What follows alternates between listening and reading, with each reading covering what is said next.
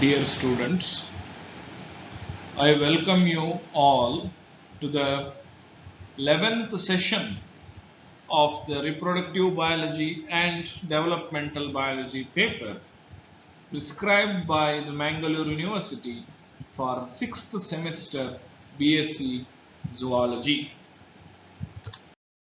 So in this session, we shall study about the history of developmental biology. Before looking into the history of developmental biology, let us first see what is developmental biology.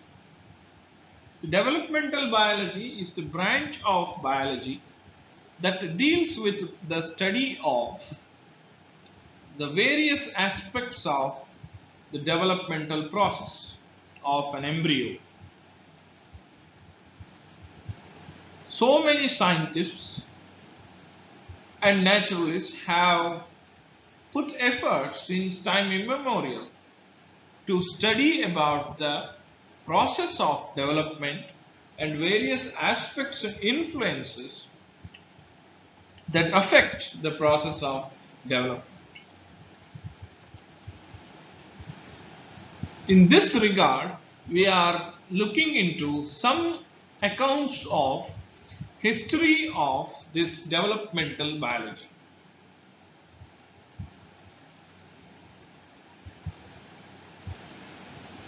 A fragmentary knowledge was available during different stages of development of animals and birth of baby from very ancient times. Here and there you can see some important observations, some hazy experimentations that were addressed since ancient times to study about the different stages of development of animals as well as the human development. The first real embryologist means the first man to scientifically describe some aspects of the process of development was the great Greek philosopher Aristotle, who is also known as the father of biology. In his book called Generations of Animal, he described the different ways that animals are born. Say, for an example, from eggs, he described this as oviparity, as in many invertebrates, birds, and reptiles. You see here an animal coming out of the egg, or by live birth. The viviparity, as in placental animals, and some fishes like monkeys, the elephants, as well as this is the uterus of shark, where you can see a peculiar kind of viviparity, but we are going to see it later on.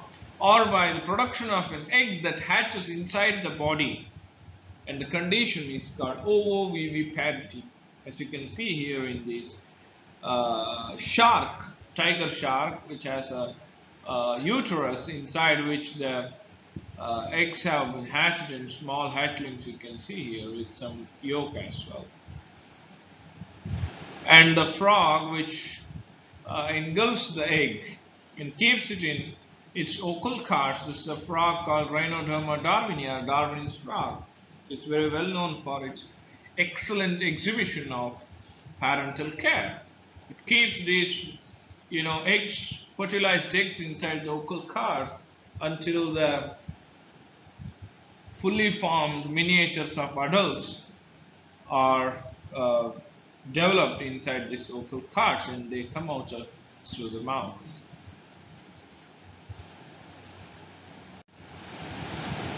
These scientists stated that the soul, or the determining cause for development, existed in the blood of the animal. So earlier people did not know that what kind of influence that the ambience or the environment or the chemicals present in the ovum or egg is going to influence the process of development. So they believe that it's the blood.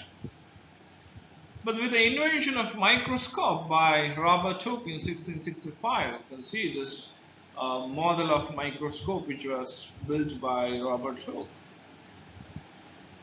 The sperm and ovum are discovered, but their importance in development was not established. The ovarian follicles were described by de Graaf, while Antoine Leeuwenhoek, a Dutch scientist, described the sperm of a dog. However, the significance of sex cells was not known to them. Though they described the ovum and the spermatozoa, they never knew the importance of that. Haller, Bonnet, and Malpighi believed that the ovum contained a small miniature of adults.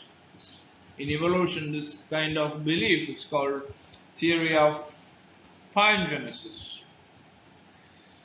The semen from the male stimulated the growth of this miniature. This weave is called ovis weave.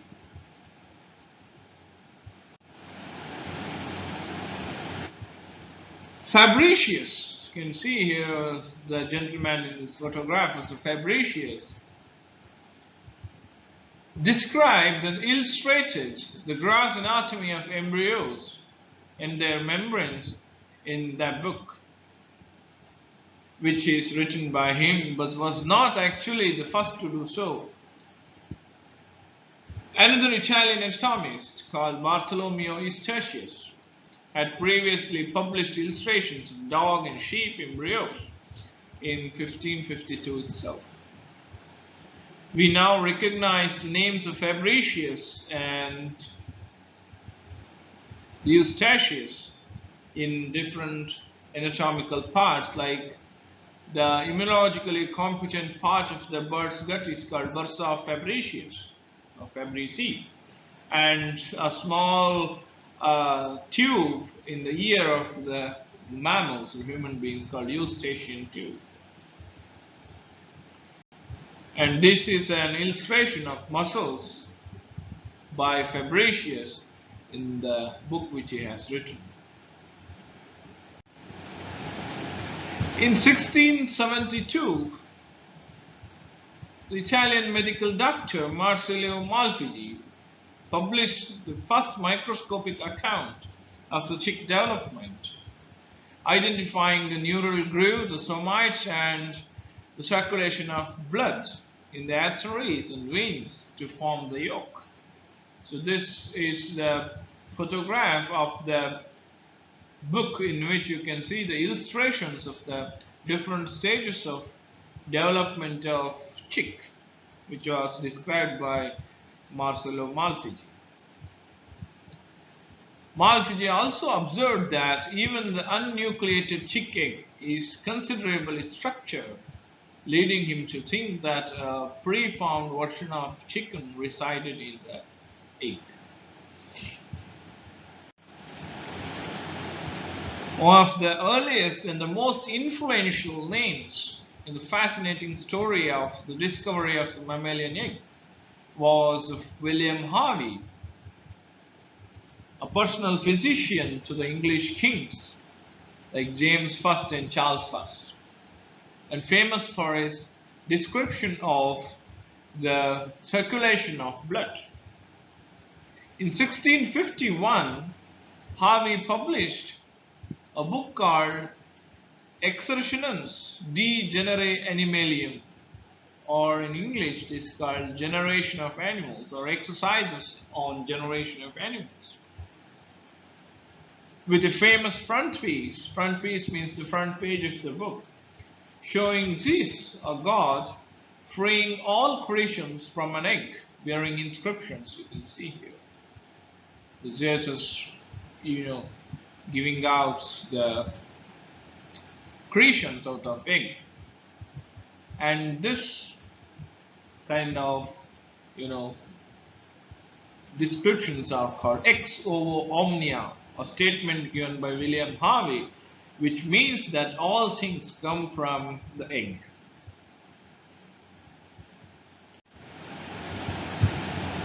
The observations by Harvey and Such for mammalian eggs were extended by Renger de Graaf, who performed detailed studies of the female reproductive organs, especially the ovary. So this is the photograph of a gentleman called Renger de Graaf, and this is the photographic record of description of the mammalian ovary by de Graaf. De Graaf, like his friend Leeuwenhoek, worked in Delft.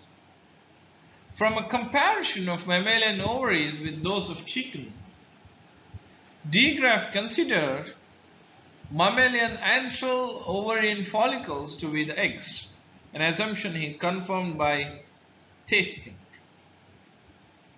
His contribution to the science was later acknowledged by German medical doctor Theodor Ludwig Wilhelm Virchow, who introduced nomenclature the Graafian follicle for the fully mature ovarian follicle of the mammals.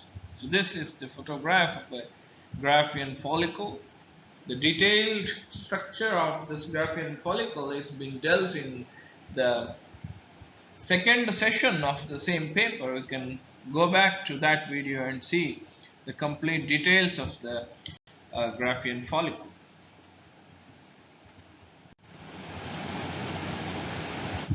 As it was the first scientist to actually see the mammalian egg, which everyone believed to exist but no one has seen, was Estonian medical doctor called Carl Ernst Onberg. Simply he is called as Carl Baer. He is credited with the remarkable discovery of observation of the ovum of the mammals by opening the Graafian follicle.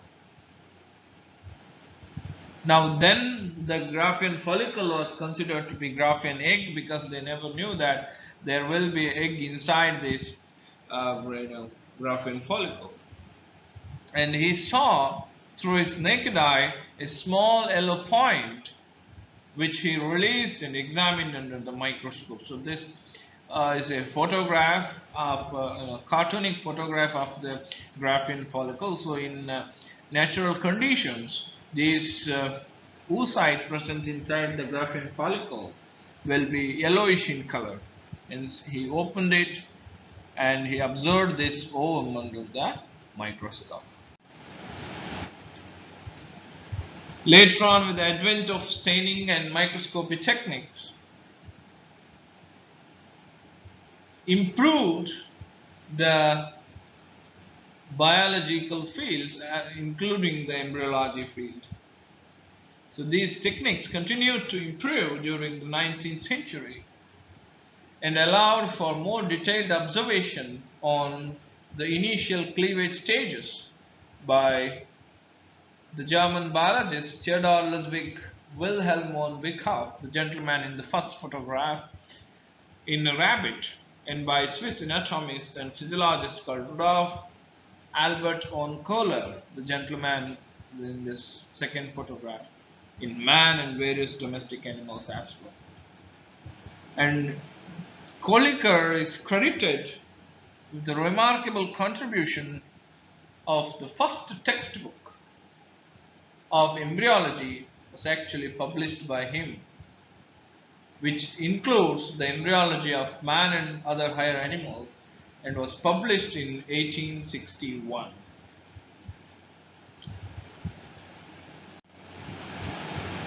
In 1893, August Weismann, one of the pioneer evolutionary biologists as well, proposed a theory called germplasm theory as an extension of the idea of the previous studies on the embryology.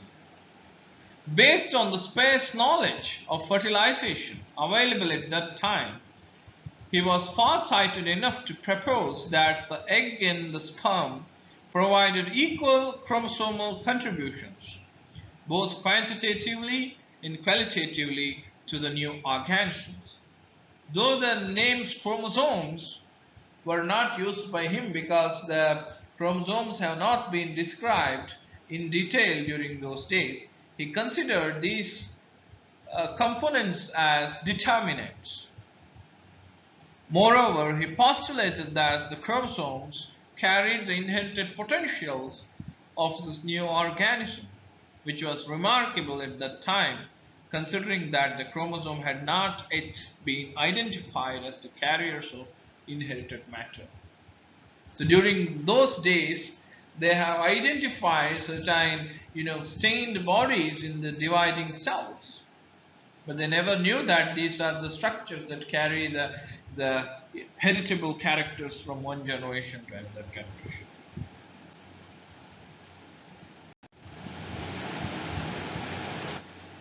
The Weismann's differentiation theory was put to the test practically by the German embryologist Wilhelm Rox, who had already in 1888 published the results of his experiments, in which individual cells of 2 and 4 cell frog embryos were destroyed by a hot needle.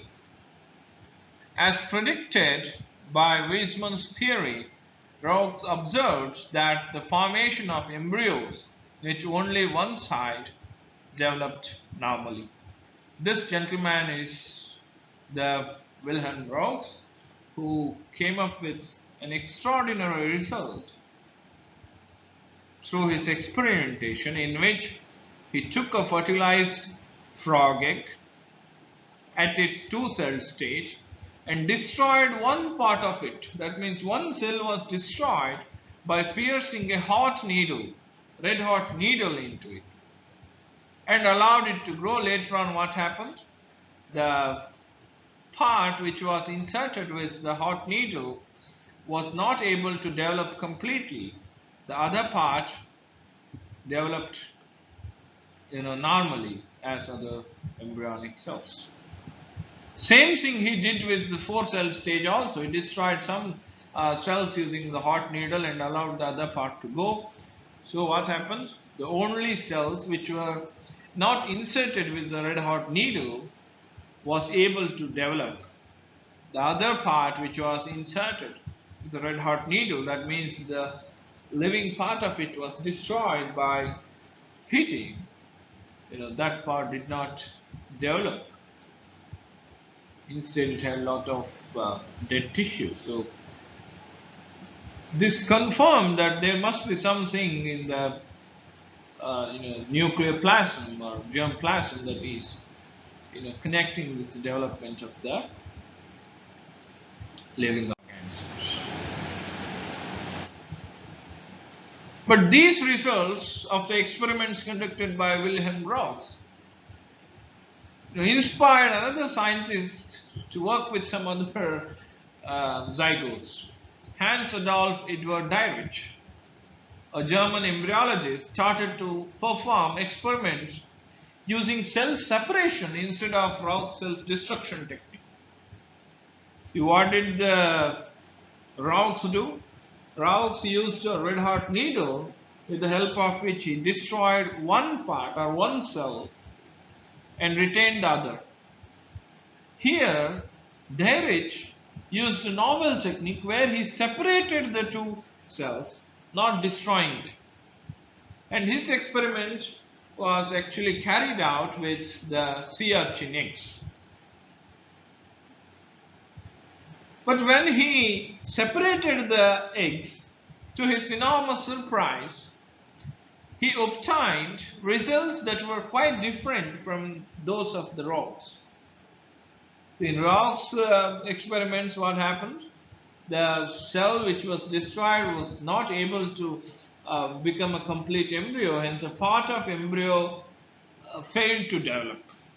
But here, when the cells are separated from early cleavage stage, the sea urchin embryos demonstrated that each of the cell was able to develop into a small but complete embryo and the larva. Ultimately, the adult. Okay, he used a zygote having two cell stage, separated those two cells, and surprisingly, he got the two embryos, two larvae, two adults.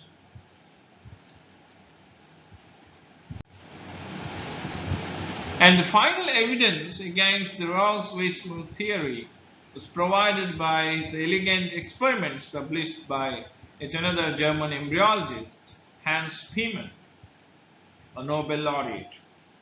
Originally, just like Darwin, he had set up to support the theory with his experiments on salamanders. However, by separating the cells of early cleavage stage embryos, the ligature, and the ligature was possible by using a hair taken from his own newborn son's head. He soon found that the separated cells were each able to form a small embryo. That means these two cells were totipotent. Totipotent means the cells that have the capacity to give rise to a complete embryo.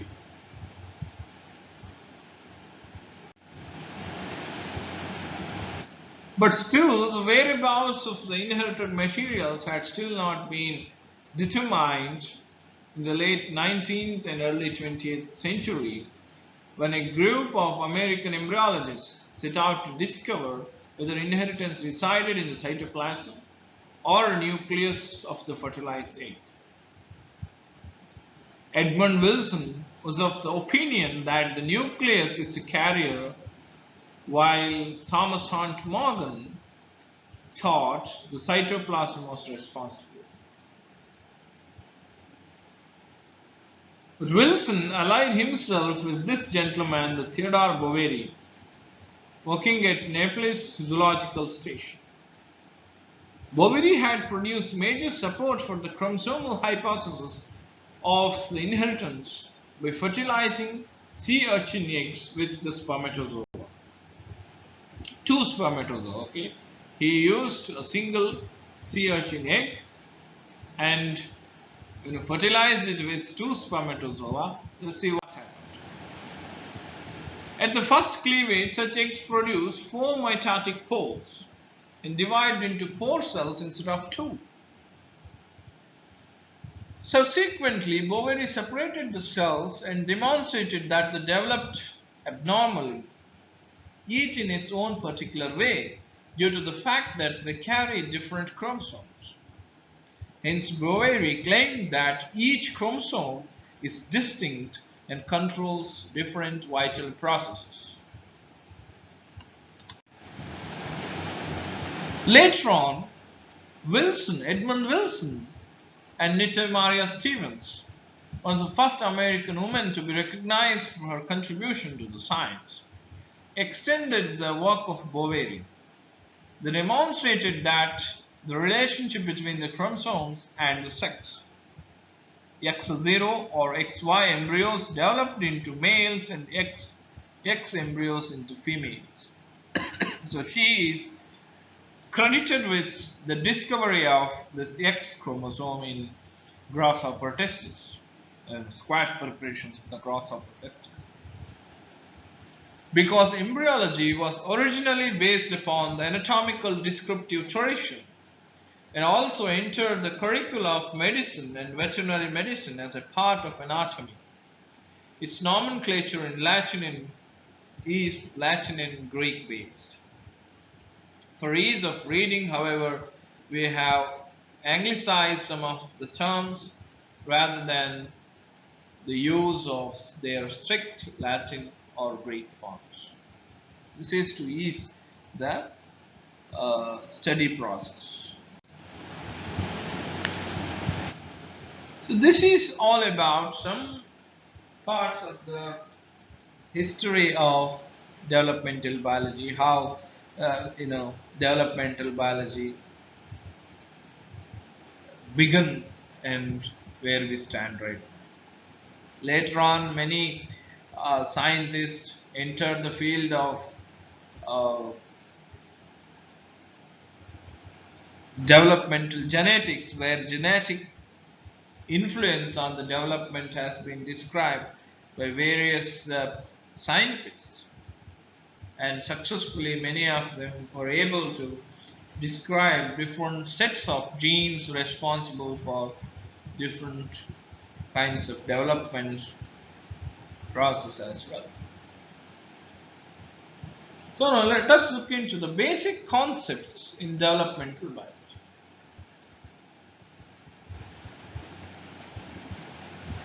The development of an animal depends upon the complex mechanisms and many layers of biological information that are superimposed one upon another. During the development, a human or other multicellular organism goes through an amazing transformation, one at least as dramatic as the metamorphosis of caterpillar turning into a butterfly. Over the course of hours, days, or months, the organism turns from a single cell called the zygote, which you can see here, which is the product of sperm meeting the egg, where the sperm enters into the ovum by piercing the wall of the ovum, or simply the spermatozoa may send its nucleus, what is now called as the pronucleus. And both the male and female pronuclei, that means the nucleus of the ovum, nucleus of the spermatozoa, meet and fuse together, forming a diploid nucleus. And this is called zygote, and the transformation of this single cell zygote into huge organized collections of cells and tissues and organs is simply remarkable.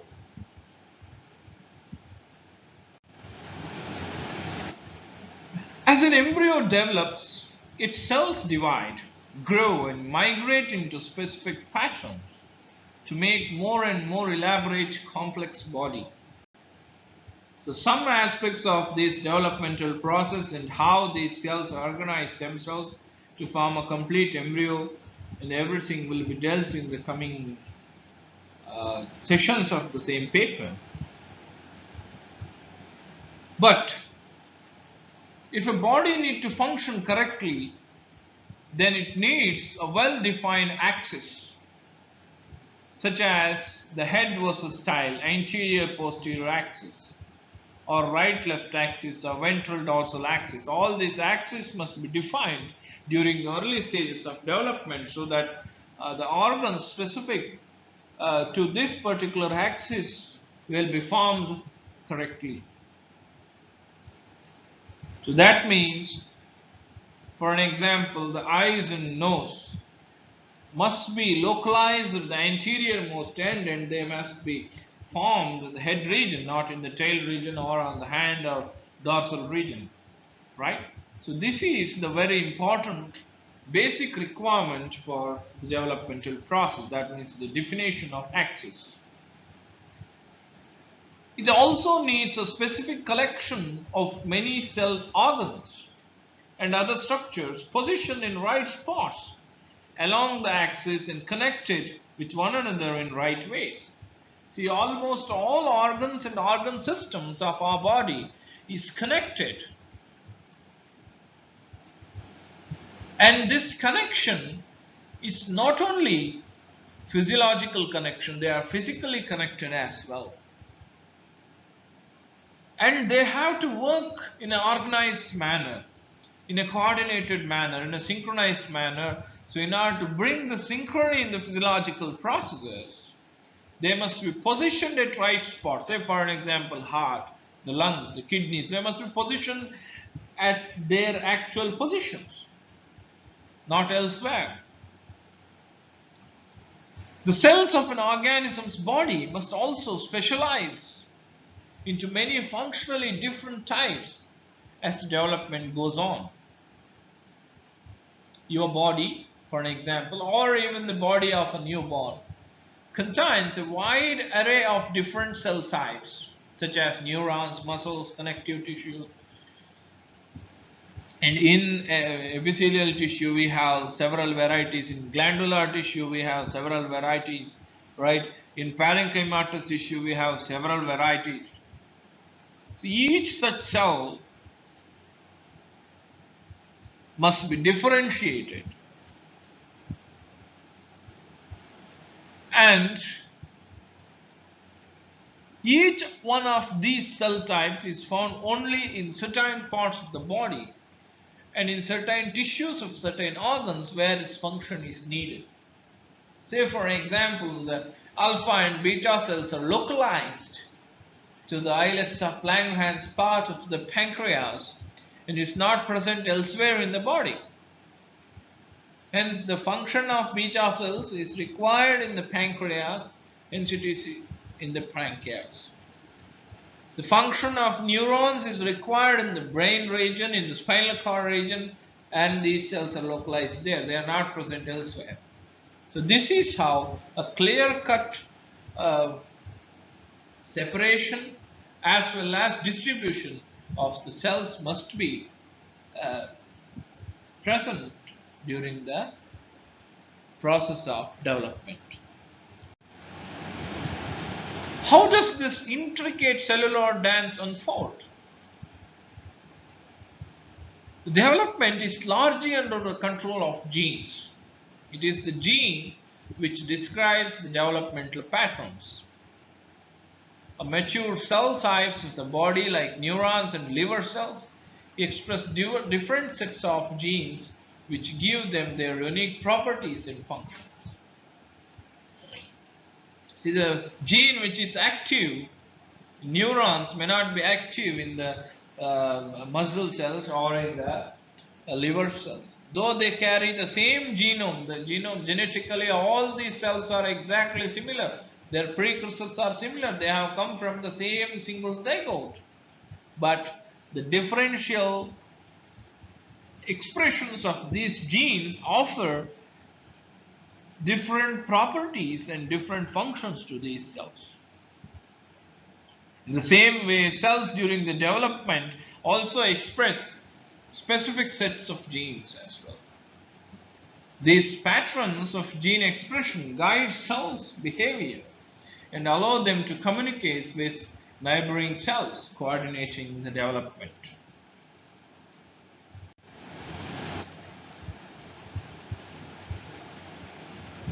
For animals, fungi and plants, the sole way of getting from egg to adult is by developing an embryo. The embryo is where the genotype is translated into phenotype, where inherited genes are expressed to form the adult. The developmental biologist usually finds the transient stages leading up to the adult to be the most interesting. How this zygote, a single-celled one, is able to produce such a complex, highly specialized organism passing through these stages is quite interesting and most fascinating part of the biology.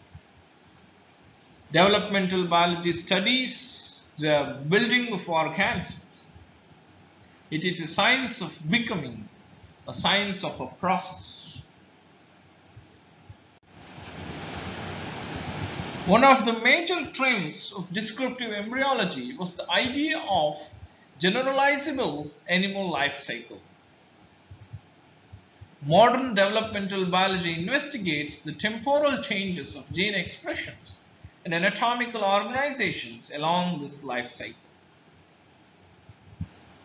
So this is one of the major advantage of studying the embryology. You take one animal, for an example, the frog, and the developmental stages that are present in frog is applicable to all amphibians. If there are around 10,000 or more amphibians, it is exactly the same everywhere. It starts with the same zygote, same 2-cell, 4-cell, 8-cell, and then 16 cell, then 64 cell stage. The morula and then blastula and then gastrula. The structure of blastula in a frog which is present in India is absolutely equivalent to the blastula produced by a frog that may be present in South America or elsewhere. Same thing to the is applicable to all organisms. You take one representative individual and study its developmental process, it's almost equivalent in all other similar groups. So now it is the only requirement that you just try to check out the differences available. Say if you compare the development process of a Drosophila and a mammal, just try to find out the differences. Both of them have the similar developmental stages. The time may vary, the stages may vary, the size may vary, but not the process. So you just try to check out what are the similarities present, what are the differences present in the expression of gene, so that you will end up with wonderful results. Each animal, for that matter, whether an earthworm or eagle or a termite or an elephant, passes through similar stages of development. It starts with the fertilization, then the formation of zygote, the cleavage, the gastrulation, the organogenesis, birth, metamorphosis, gametogenesis. All these processes are almost similar, except for some regional specifications and some other specialization and some other specialized adaptations. Almost this pattern remains the same everywhere. The stages of development between fertilization, hatching, or birth are collectively called embryogenesis.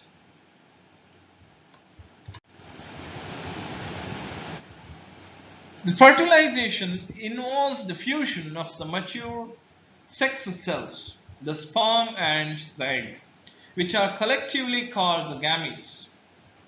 The fusion of the gamete cells stimulates the egg to begin the development and initiates a new individual. The subsequent fusion of the gamete nuclei, the male and female pronuclei, each of which has only half the normal number of chromosomes, characteristics for the species, gives the embryo its genome, the collection of genes that helps instruct the embryo to develop in a manner very similar to that of its parents. Cleavage is a series of extremely rapid mitotic divisions that immediately follow the fertilization. During cleavage, the enormous volume of zygote cytoplasm is divided into numerous smaller cells called blastomeres. By the end of cleavage, the blastomeres have usually formed a sphere with a space inside called blastula. You can see here a zygote divides rapidly, forming 2-cell, 4-cell, 8-cell, and finally a morula stage, multicellular stage, reaching a hollow ball shaped stage called blastula.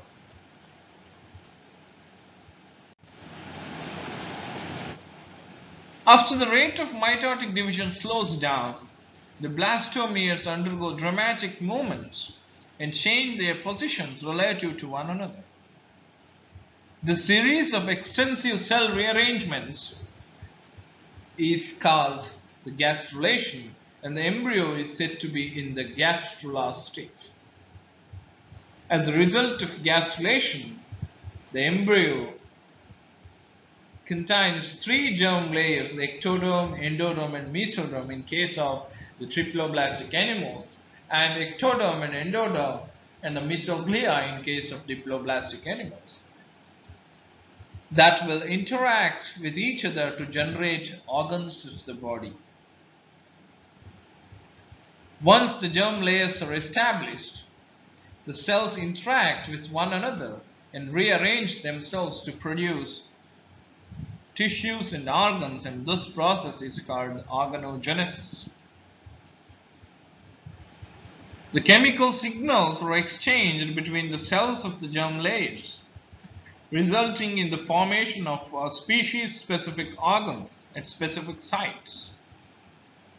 Certain cells will undergo long migrations from their place of origin to their final location. These migrating cells include the precursors of blood cells, lymph, pigment cells, and gametes such as eggs and spermatozoa.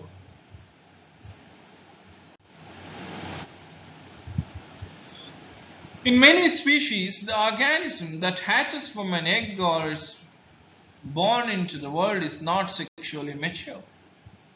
Rather, the organism needs to undergo metamorphosis to become sexually mature adult. In most animals, the young organism is called larva, and it may look significantly different from an adult. For an example, the larva of the frog. So it's almost a fish-like rather than a frog. This larva of frog is called tadpole larva, and it's a caterpillar larva of the butterflies and moths. You can see here this larva is not able to reproduce, but it is as well as it is completely different from the adult creature here. In many species, the larval stage is the one that lasts the longest and is used for feeding or dispersal. In such species, the adult is a brief stage whose sole purpose is to reproduce. In silkworm, for instance, the adults do not have the mouth parts and cannot feed. The larva must eat enough so that the adult has stored energy, lot of energy to survive and mate. Indeed, most female moths mate as soon as they eclose from the pupa. Eclosion means coming out of the pupa, and they fly only once to lay their eggs and then they die. Most of the moths and butterflies, this is quite common. Most of the insects as well. In some fishes also it is common that immediately after mating the male may die, and immediately after egg laying the female die. The only purpose of the adult is to reproduce and then die. And the larva is the one which lives longer, feeds more, and stores enough energy so that the adults need not waste their time in feeding or finding the food. Just reproduce and die.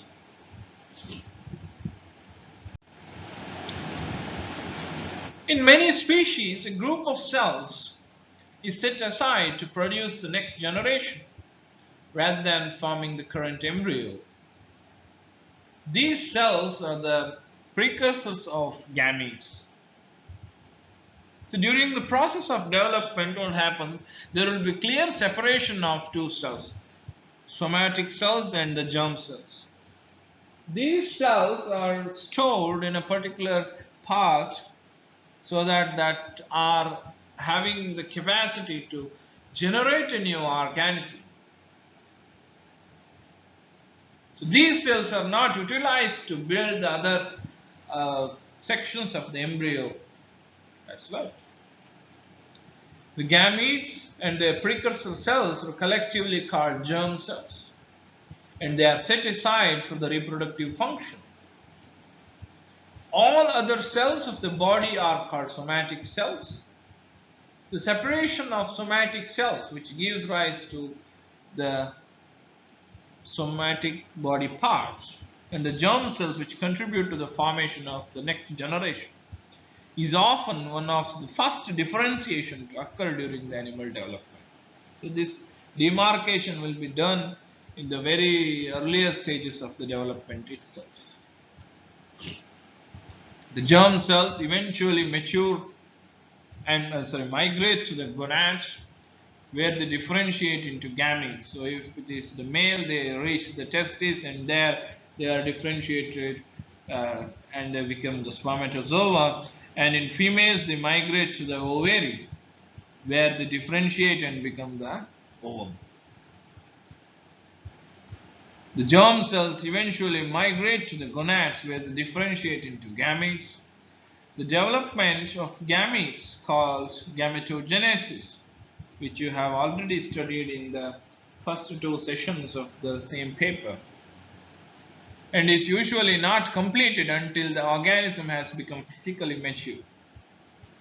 At maturity, the gametes may be released and participate in fertilization to begin a new embryo. The adult organism eventually undergoes senescence, that means death, and dies, its nutrients often supporting the early embryogenesis of its offspring and its absence allowing less competition. Thus, the life cycle or cycle of life is renewed again. So that's all about the general process of development. Start with a single cell and reaches to the same destination again. The generations are continued as that. During that, we have to focus on one thing, that is the cell fate and the commitment. The number of different cell types, as you can see in this photograph, in the embryo increase as the development proceeds. So initially in blastula stage, in the cleavage stage, the cells will be similar. The 8-cell stage, if you look at the cells, then almost all cells will be similar in shape, size, structure, as well as components. But gradually what happens when they reach the blastula stage, there will be slight difference in their structure, as some cells will be larger and some cells will be smaller. They are called the micromeres and macromeres. When they reach the stage of gastrula, the cells will be clearly demarcated from one another. They will be having different functions as well, and the germinal layers are produced, each having different types of cells, functionally, structurally distinct from one another. The cell fate is defined as, or it is described, the range of cell types a particular cell can give rise to during the normal development. Fate means the future. ಭವಿಷ್ಯದಲ್ಲಿ ಏನಾಗುತ್ತೆ ಈ cell. So cell fate ಅಂತಂದ್ರೆ ಏನಂದ್ರೆ ಮುಂದೆ ಈ cell ಹೋಗಿ ಏನಾಗಬಹುದು, that is cell fate. The cell potency is described as the entire repertoire of cells or types a particular cell can give rise in all possible environment. A cell can differentiate in an abnormal way if it is experimentally grafted in an ectopic region. Ectopic means away from its actual region. The potency of a cell is an intrinsic property. Intrinsic means that comes from within, inside the cell, and is greater than equal to its fate. The fate of a cell depends on its potency plus the environment in which it is residing. The environment means its contact with the neighboring cells and other cells in the embryo. In animal development, cell fate and potency are progressively restricted. That means from totipotency, it reaches to unipotency. Now, what is totipotent and unipotent? The totipotency is the phenomenon in which a single cell is able to produce an entirely new organism. So zygote is a totipotent cell. The cleavage cells, first cleavage cells, second cleavage cells, all are totipotent. They are able to produce the entire ovum in the future. Sorry, entire organism in the future. Then there is one more terminology called pluripotency. Pluripotency means these are the types of cells that are able to produce different types of cells. Pluripotent, not the entire organism. See hematopoietic stem cell for an example. The cell that gives rise to the blood cells, blood corpuscles. We will look into them in the subsequent slides. A single cell can produce RBCs, 5 different types of WBCs, macrophages, and myeloid cells as well. So that is pluripotency. They are able to produce many different types of cells. And unipotency means one cell may give rise to only one kind of another cell, that is unipotency. So initially the cells will be totipotent, and gradually the cell potency is restricted, and from totipotent state they reach the unipotent state. And finally, the unipotency is not the terminal state. Once they reach the unipotent state, they may give rise to specialized cells. So until a cell becomes terminally differentiated, can only form a single cell type. Differentiated cell means they form the cells of their own kind. But with an exception of stem cells, because they never terminally differentiated. So there are many stem cells which have the capacity of self-renewal. So the self-renewal capacity of stem cells have been described again in the second session of the same paper, where we have focused on the gametogenesis. In particular, the spermatogenesis, the A spermatogonia can produce two kinds of spermatogonia called A spermatogonia and B spermatogonia, out of which one proceeds further to produce spermatozoa, while the other one will be retained and renewed. As a cell fate becomes restricted following each decision in the developmental hierarchy, cells are said to be committed to certain fate. So this process is called cell commitment. Cell commitment means these cells will be committed to become a particular cell in the future. In animals, the commitment occurs in different stages. Now, what is this differentiation? The cell differentiation has a twofold meaning. Cell becoming different from each other, that is the divergence of developmental pathways taken by various cell types. So some initially there will be cells having same structure and physiology. Later on they may become nerve cells, they may bones, they may muscle, etc. Or cells becoming different in time. Each cell takes a specific cell type, specific pathway until it reaches maturity and becomes terminally differentiated. The development of each cell begins with a pluripotent founder cell at the outset.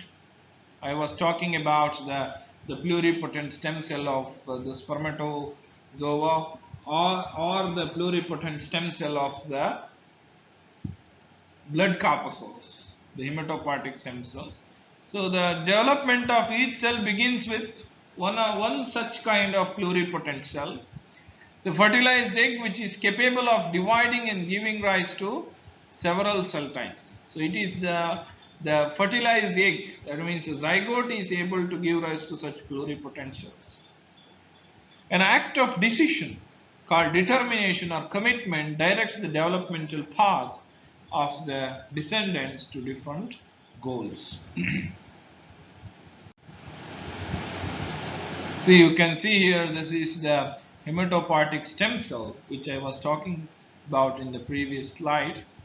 Okay, it can give rise to all these different kinds of specialized cells, such as thrombocytes, which ultimately breaks down into pieces and they become the platelets.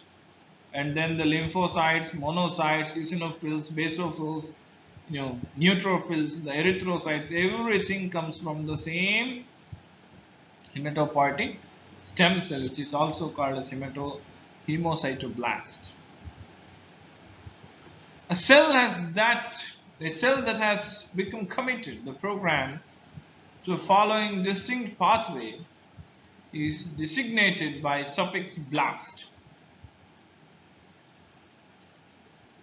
For an example, neuroblast or erythroblast. Blast means it is a suffix designated to such cells which are going to produce a particular kind of cells. That means they are committed to produce a particular kind of cells. So such cells which are committed may retain their ability to divide for long time or throughout the life of an individual. If so, it will be the founder cell of all cell clones whose members are all destined to form one and the same cell type. After some rounds of cell division, the derivatives of the founder cell proceed to undergo terminal differentiation. Finally, they differentiate, and these cells will not divide again. These differentiated cells do not have the capacity of division. Again, this is a hematocytoblast which will produce all these cells. Okay, and these cells do not have the capacity of division further. They will die simply and new cells will be synthesized from the same stem cell again. These differentiated cells acquire their specific molecular equipment, it means molecular mechanism required for their function, specific form as well as the function. So once they are differentiated, they gain their molecular mechanism, that means switch on their particular type of the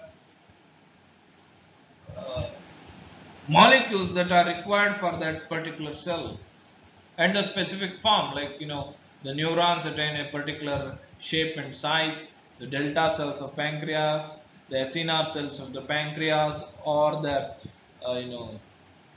cells of the thyroid gland. Each one has got their own shape, size, as well as their function. In doing so, the cells will, as a rule, lose their ability to divide. So once they differentiate, once they start performing their function, they lose their ability to divide. Hence, the suffix site indicates this has happened. So if you use blast, then that is the cell which is having the ability to divide, and if you use the terminology site, for an example, the hepatocyte, which cannot divide further, right? So if you use the suffix site, then you can say that the differentiation has happened. Determination proceeds along with the pattern formation. Pattern is the ordered spatial configuration in which various cell types and supracellular structures, tissues and organs come to appear. See, once this differentiation of cells and determination of cells is completed, they now start to spatially arrange themselves, order themselves in a particular fashion. Okay. Say the cells of heart, they produce a particular structure. The cells of kidney, the cells of pancreas, cells of liver, right? They produce a particular shape and structures. The pattern formation in association of cells is often based on position-dependent assignment of specific duties, that is, on position-dependent determination. However, patterns can also result from active migration of already committed and differentiated cells to defined locations. So this pattern formation is very important for the actual functioning of an organism, right? The particular pattern of the organs must be formed, and then they must be accorded to the defined function of their own. In the experimental analysis of the development process, one starts from working hypotheses. Such hypotheses have to take into account the established fact that the cell differentiation is based on differential gene expression. Okay. This cell differentiation is based on the differential expression of the genes. Determination is viewed as a kind of programming by which it is decided which genetic information can be recalled in the future and which sets the genes will be blocked.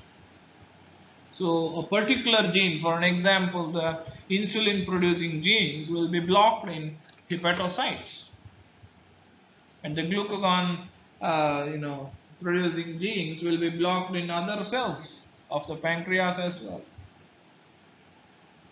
Hence, it is all the genetic makeup which defines all these processes, the formation of organ, formation of different types of cells, everything is possible only because of the different sets of genes available in these cells. Though they are present in all cells, they will be activated only in the cells where it is required. You can see in this photograph that the segmental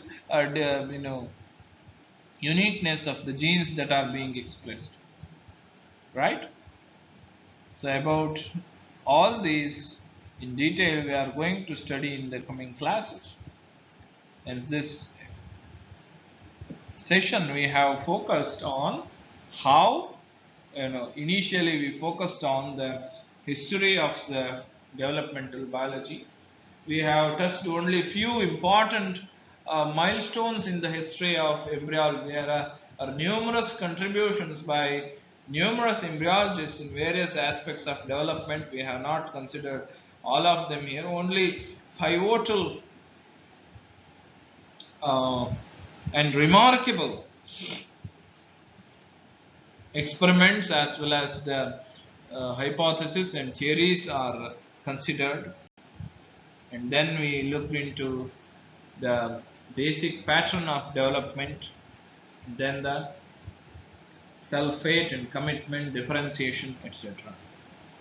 For any more information about the history of developmental biology as well as the self-fate and commitment as well as the other aspects that are dealt in this chapter, in this session, you can refer these textbooks. Thank you.